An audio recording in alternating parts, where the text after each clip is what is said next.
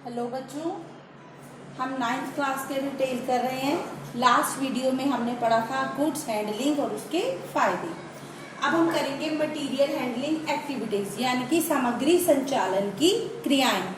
वस्तुओं का संचालन या उनका हैंडलिंग क्या होता है बेटा, मैंने आपको लास्ट वीडियो में बताया था कि इसमें वो सभी क्रियाएं आती हैं कि वस्तु को उठाना, रखना, धकेलना और उनको भंडारण करना।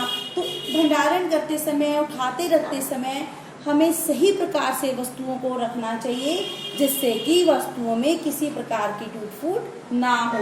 वस्तुओं को संभाल कर रखना चाहिए। तो मटेरियल हैंडलिंग में 3 क्रियाएं आती हैं। पहला है रिसीविंग, यानी कि प्राप्त करना। दूसरा है इन स्टोर हैंडलिंग, स्टोर के अंदर वस्तुओं को संभालना। और तीसरा है शिपिंग। तो सबसे पहले करते हैं हम रिसीविंग। रिसीविंग होता है वस्तुएं प्राप्त करना। अब एक रिटेलर है, वो वस्तुएं ऑर्डर करता है और खरीदता है ना कहीं से। तो वो जो ऑर्डर करता है वो वस्तुएं उस तक भेजी जाती हैं। कैसे भेजी जाती हैं? ट्रांसपोर्ट द्वारा। जैसे कि ट्रक है, कोई बड़ी गाड़ी है, या कोई भी चीज़ है, किसी भी यातायात के साधन द्वारा, जैसे ट्रक वगैरह के द्वारा उसको वस्तुएं प्राप्त होती हैं।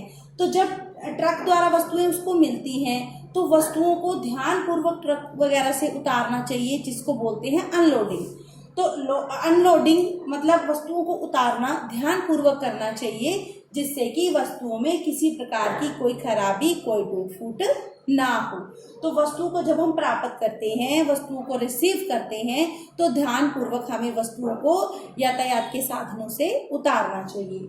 नेक्स्ट है इन स्टोर हैंडलिंग। अब वस्तुओं को उतार लिया, ट्रक से उतार के हम स्टोर के अंदर रखेंगे ना, तो स्टोर के अंदर भी वस्तुओं को संभालना चाहिए। कैसे कि अगर उनको हम सेल्फ पे, रैक पे रखेंगे, कहीं भी संभाल कर रखेंगे, तो सही तरीके से रखना चाहिए। कर्मचारियों को ट्रेनिंग देनी चाहिए कि किस प्रकार वस्तुओं को संभाला जाता है। इसके अलावा वस्तुओं को संभालने के लिए सही उपकरणों का इस्तेमाल करना चाहिए, जैसे कि सीढ़ी है, पैलेट है, रैक है। तो सही क्वालिटी, सही तरीके के रैक्स, पैलेट्स होने चाहिए, जिससे कि किसी प्रकार का कोई नुकसान ना हो।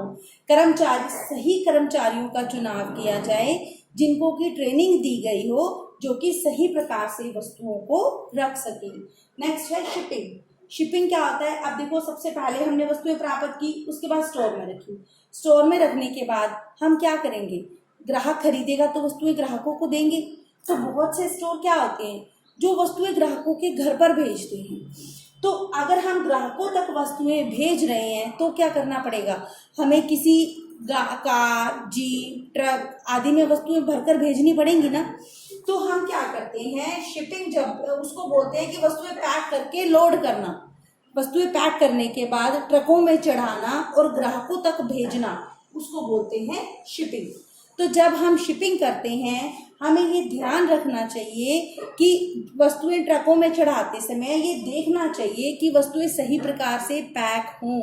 वस्तुओं को सही तरीके से चढ़ाना, जिससे कि वस्तुओं में किसी प्रकार की टूट फूट ना हो। नहीं तो ग्राहक संतुष्ट नहीं होगा, ग्राहकों की कंप्लेंट होगी, शिकायत होगी। इसीलिए वस्तुओं की जब शिपिंग की जाती है, यानी वस्तुएं ग्राहकों तक भेजी जाती हैं, तो ये देखना कि वो सही तरीके से पैक हो और सही प्रकार से रखी जाएं, जिससे कि वस्तुओं में किसी प्रकार की टूट फूट ना हो। उनको जिस भी यातायात के साधन, जैसे कि ट्रक, गाड़ी आदि में चढ़ाया जाए, वो ध्यानपूर्वक रखा जाए। अब क्या बेटा, मटेरियल हैंडलिंग करते समय, वस्तुओं को संभालते समय वर्कर्स जो होते हैं, यानी कि हमारे कर्मचारी होते हैं, उनको कई प्रकार के खतरों का भी सामना करना पड़ता है। उनको लिए कई प्रकार के खतरे होते हैं। तभी जरूरी होता है कि जिन कर्मचारियों को ट्रेनिंग दी गई हो वही कर्मचारी काम करें।